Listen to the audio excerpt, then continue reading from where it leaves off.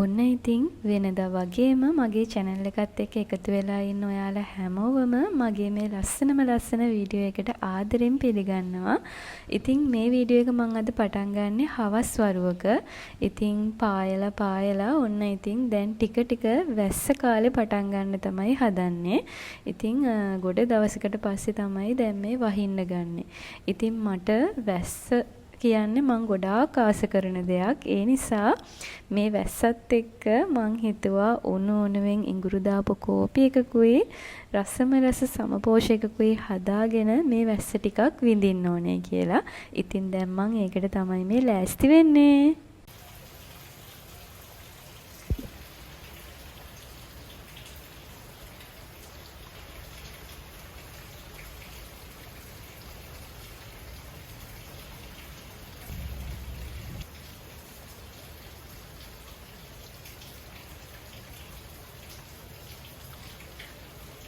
ඉතින් දූවිලි වලින් නැහැවිලා කිලිටි වෙලා තියෙන මේ පරිසරය වැස්ස නිසා ප්‍රාණවත් වෙලා පිරිසිදු වෙලා තියෙනවා දකින්නකොට නම් මට දැනෙන්නේ පුදුමාකාර සතුටක්. ඉතින් වැස්ස කියන්නේ ඇත්තටම මනස සුවපත් කරන තවත් මැජික් එකක්. ඉතින් බලන්නකො මේ වැස්ස නිසා මට සර්ප්‍රයිස් ගොඩාක් තිබුණා. ඒ තමයි මම දැක්ක මගේ දෙලුම් පැලේ හොඳටම නැමිලා වැස්සට වතුර හිටිනකොට පැල බර වෙලා අතු බර වෙලා මගේ දෙලුම් පැලේ නැවිලයි තිබුණේ. ඉතින් මම ළඟට ගියේ ඇත්තටම දෙලුම් පැලේ ගැට ගහන්න. මොකද මට බය හිතුණා මේ අතු නැමිලා කැඩෙයි කියලා. ඉතින් ළඟට ගියාම මම දැක්කේ දෙලුම් පැලේ මල් ඇවිල්ලා තියෙනවා. ඉතින් මම ඊට කලින් දවසෙත් ගහ ළඟට ගිහිල්ලා කල්පනා කරා දැන් නම් ඔයා ටිකක් ලොකු වෙලානේ. ඒ වුණාට තාම ඔයාගේ ගෙඩි නැහැනේ කියලා. ඉතින් එහෙම හිතලා ඇත්තටම මට ඒ වෙලාවේ නම් හෙව්වට මට එක මලක්වත් හම්බුන්නේ නැහැ. හිතා ගන්න බෑ මට මම මේ වැස්ස වෙලාවේ අතු ටික නැමිලා තියෙන අතු ටික බඳින්න ගියාම තමයි දැක්කේ මගේ දෙලුම් පැලේ මල් ඇවිල්ලා තියෙනවා. ඉතින් මට පුදුමාකාර සතුටක් තමයි මේ වෙලාවේ දැනුනේ. ඉතින් මං ඉක්මනට දෙලුම් පැලේ මට තේරෙන විදිහට මම පරිස්සමට දෙලුම් පැලේ ගැට ගත්තා. ඉතින් මගේ වීඩියෝස් බලපු කෙනෙක් නම් මං කියලා ඇති ඔයාලත් එක්ක මම ගොඩාක් ආස කරා මේ වගේ පුංචි ගාඩන් එකක් හදාගෙන මගේම කියලා ඒකේ පැල හිටවන්න, පළතුරු හිටවන්න ඒ වගේ. ඉතින් පළවෙනි වතාවට තමයි මම මේ අත්දැකීම් ලබන්නේ. ඉතින් ඒ නිසා මට පුදුමාකාර සතුටක් තමයි දැනෙන්නේ ගහක ගෙඩියක් මලක් දකිනකොට මට ඒ දැනෙන සතුට වචන වලට කියන්න බැරි තරම්. ඉතින් මම ඉක්මනට ෆෝන් එක අරගෙන ඇවිල්ලා මේක වීඩියෝ කරගත්තා. ඔයාලත් එක්කත් බෙදා ගන්න ඕනේ කියලා.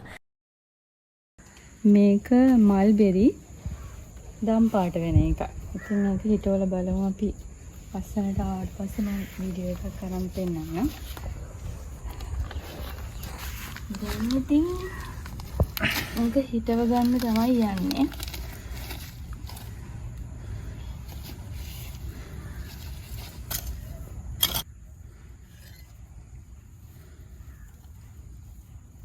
ඉතින් මම මේ පැලේ ගන්නකොටම චූටි මල්බෙරි ගෙඩියක් තිබුණා.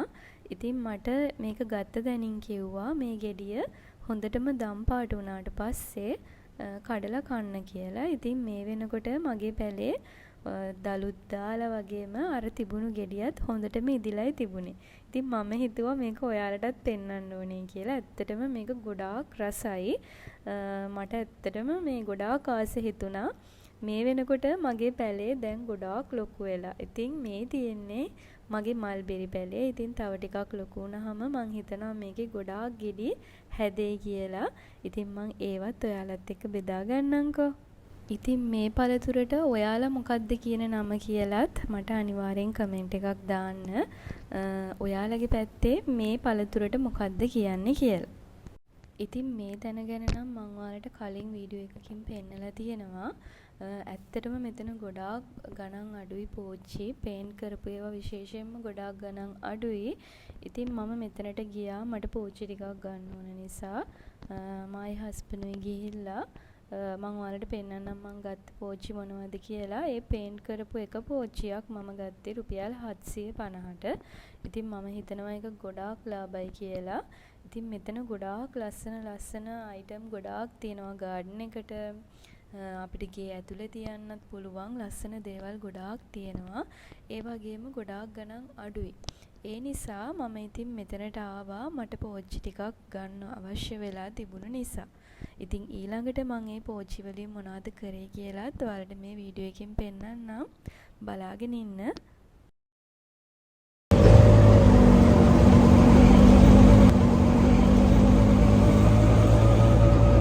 ඉතින් මේ ලස්සන බෝගන්විලා පැල ටික හිටවන්න තමයි අපි දෙන්නත් එක්ක ගිහිල්ලා මේ පෝච්චි ටික ගත්තේ. ඉතින් මෙතන පැල 4ක් තිබුණු නිසා අපි පෝච්චි 4ක් තමයි අරන් ආවේ. ඇත්තට මෙතනට ගියාම නම් තියෙන සේරම අරන් එන්න හිතෙනවා. ඒකට හේතුව ඒකේ ක්වොලිටි එක වගේම ගණනුත් ගොඩාක් අඩුයි. හැබැයි ඉතින් අපි 3 wheel එකේ ගිය නිසා අපිට ගොඩාක් අරන් එන්න බැරි වුණා. ඉතින් තව මට පෝච්චි කිහිපයක් ගන්න තියෙනවා. අනිවාර්යෙන් මං ආපහු එතනට ගියොත් ඔයාලට වීඩියෝ එකක් දාන්නම්.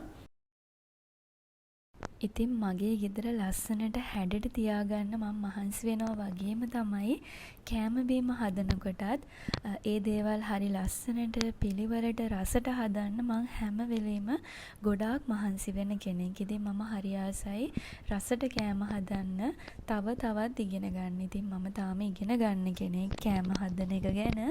ඉතින් මම ගොඩාක් ආසයි මේ දේවල් වලට. මම දැන් මේ ලෑස්ති වෙන්නේ වම්බටු මෝජු එකක් හදාගන්න. ඉතින් මම හදන්නේ තෙල් ටිකක් දාලා ඒකට අබ පේස්ට් එක දාලා මම එකතු කරගන්නවා කුරුඳු කෑල්ලක්, ඊට පස්සේ සුදු ලූණු, ඊට පස්සේ මම එකතු කරගන්නවා ලොකු ලූණු ගෙඩියක් දාලා හොඳට තෙම්පරාදු කරලා ඒකට මම එකතු කරගන්නවා මිරිස් කුඩු ටිකක්, සීනි ටිකක්, සෝස් ටිකකුත් මම එකතු කරගන්නවා. ඒ ඔක්කොම එකතු කරලා විනාගිරිත් දාලා හදාගන්නවා මම සෝස් එකක්. ඉතින් ඒ සෝස් එකට තමයි බැදගත් වම්බටු ටික, එතකොට මම පොඩි ලූණු, අවු මිරිස්, සමහර අය නම් අමු මිරිස් දාන්නේ නැහැ. හැබැයි මම නම් වම්බටු මෝජුවට අමු මිරිසුත් බැදලා එකතු කරගන්නවා. බදිනවයි කියලා කියන්නේ ගොඩාක් බදින්නේ නැහැ. සාමාන්‍ය තරමට ඒ ටික බැදගෙන මම එකතු කරගන්නවා. හාල් මැස්සොත් මේකට එකතු කරගන්නවා. ඉතින් අපේ ගෙදර අය නම් මං හදන වම්බටු මෝජුව කන්න ගොඩාක් ආසයි. ඒ නිසා අනිවාර්යෙන්ම අපේ ගෙදර විශේෂ දවසක් ආවොත් මේ වම්බටු මෝජුව අනිවාර්යෙන්ම හැදෙනවා. ඉතින් මං හිතුවා ඒ නිසා ඔයාලත් එක්ක මම වම්බටු මෝජු එක හදන රෙසිපි එකත් ෂෙයා කරගන්න. ඉතින් ඔයාලා හදන විදියක් තියෙනවා නම් ඒකත් අනිවාර්යෙන්ම මට කමෙන්ට් එකක් දාන්න අමතක කරන්න එපා. ඉතින් අනිවාර්යෙන්ම මේකට විනාගිරි අබයි එකතු කරන නිසා ඔයාලා මේ වම්බටු මෝජුව හදනකොට මැටි භාජනයක් පාවිච්චි කරන්න. ඒ වගේම හැඳි පාවිච්චි කරනකොටත් මේ වගේ පොල් කටු හැන්දක් පාවිච්චි කරන්න පුරුදු වෙන්න. ඉතින් ඇත්තටම මේකේ හදනකොට මේ වම්බටු මෝජුව ගොඩාක් රසයි වගේම කල් තියාගන්නත් පුළුවන්. ඒ වගේම තමයි මේක ඇත්තටම සෞඛ්‍ය ආරක්ෂිතයි. ඉතින් ඔයාලත් හදලා බලලා අනිවාර්යෙන් මට කමෙන්ට් එකක් දාන්න. මේ අනිවාර්යෙන්ම ඔයාලා හදන විදියත් මට කියන්න. හරිද? මම පුරුදු වෙලා ඉන්නේ සාමාන්‍යයෙන් වැඩක් කරන්න කලිනුත් ඒ වැඩේට අවශ්‍ය කරන හැම දෙයක්ම ලෑස්ති කරලා පිළිවෙලට තියාගන්න. එතකොට ඇත්තටම හැඩි වෙනවා ගොඩාක් අඩුයි. ඒ වගේම තමයි වැඩේ කරලා ඉවර වුණාමත් ඒ වෙලාවෙම අපි ගත්ත දේවල් ගත්ත තැන් වලින් තියලා පිරිසිදුවට ඒ දේවල් ඒ වෙලේම අස් කරගන්න තමයි මම පුරුදු වෙලා ඉන්නේ. ඉතින් ඒ නිසාම තමයි මගේ ගෙදර ගොඩාක් ලස්සනට හැඩට තියාගන්න මට පුළුවන් වෙලා තියෙන්නේ. ඉතින් මේ ටිප් එකත් මම ඔයාලට කියන ගමන් අද මගේ වීඩියෝ එක ඉවර කරනවා.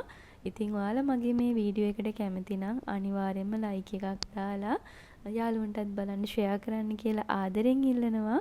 එහෙනම් ඔයාලා හැමෝටම සුබ දවසක්.